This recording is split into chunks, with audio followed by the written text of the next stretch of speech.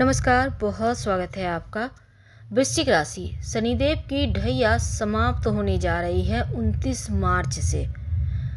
वृश्चिक राशि, शनिदेव आपके तीसरे और चौथे भाव के स्वामी हैं और 29 मार्च 2025 को वो आपके पंचम भाव में प्रवेश करेंगे।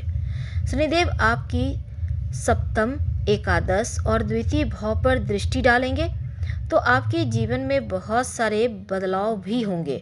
शनिदेव जिस घर में बैठते हैं उस घर से संबंधित फलों को बढ़ा देते हैं, तो ऐसे में ये गोचर के प्रभाव से पंचम भाव प्रेम संबंध का है, शिक्षा का है और आपके लव लाइफ का है, संतान का है।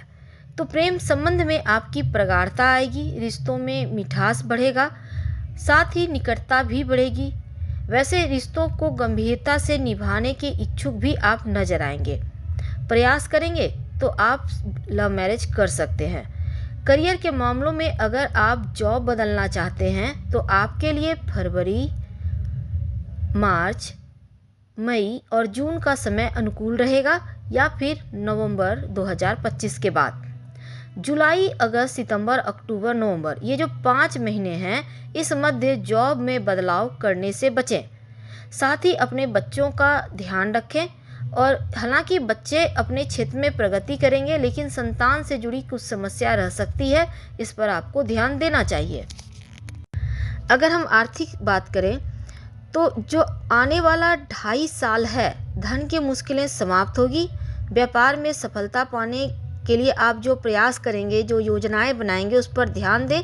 शेयर मार्केट से लाभ होगा और धन संचय करने की जो आपकी प्रवृत्ति है वही आर्थिक स्थिरता लाइफ में देगा।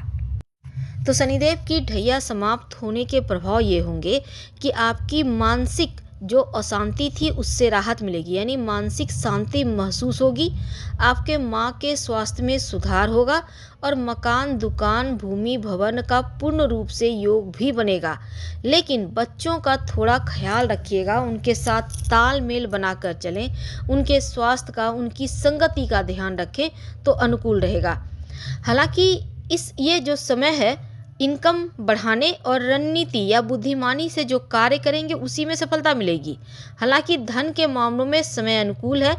और अगर आप विवाहित हैं तो शनिदेव की दृष्टि आपके सप्तम भाव पर है, तो रिश्तों में तालमेल बनाए रखिएगा। और पार्टनरशिप में काम करते हैं, हर जगह पारदर्शिता रखें, हर तरफ नजरें बनाए रखें। दूसरे भाव पर भी है, धन के मामलों में किसी पर भरोसा ना करें, धन उधार लेन देन से बचें। इस मध्य अगर आप किसी को धन देंगे तो वो मुश्किल होगी आपके पास दोबारा वापस प्राप्त होने में। आपको 11वें भाव पे है, इसलिए आपको कोई भी डिसीजन बड़ों की सलाह से लेनी है और सोच समझ कर लेना है। हालांकि शिक्षा और बुद्धि के मामलों में सफलता प्राप्त करवाएंगे, पुराने अटके कार्य भी इसमें बनेंगे।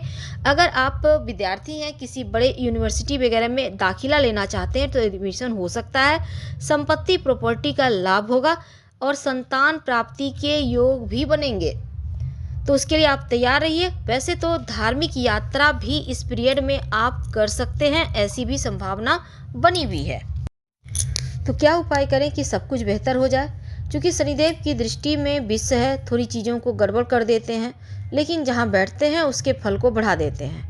तो पंचम भाव संबंधी फल को तो बढ़ाएंगे, संतान प्राप्ति के योग भी बनेंगे और शिक्षा में सफलता मिलेगी, प्रेम विवाह होने के योग बनेंगे। लेकिन धन के मामलों में, जीवन साथी यानी कि वैवाहिक जीवन के मामलों में संभल कर समय को गुजारिए। उपाय के तौर पर क्या करें? देखिए, आप 3 शनिवार को छाया दान कर दें तो अनुकूल रहेगा। हम आपसे विदा लेंगे। धन्यवाद।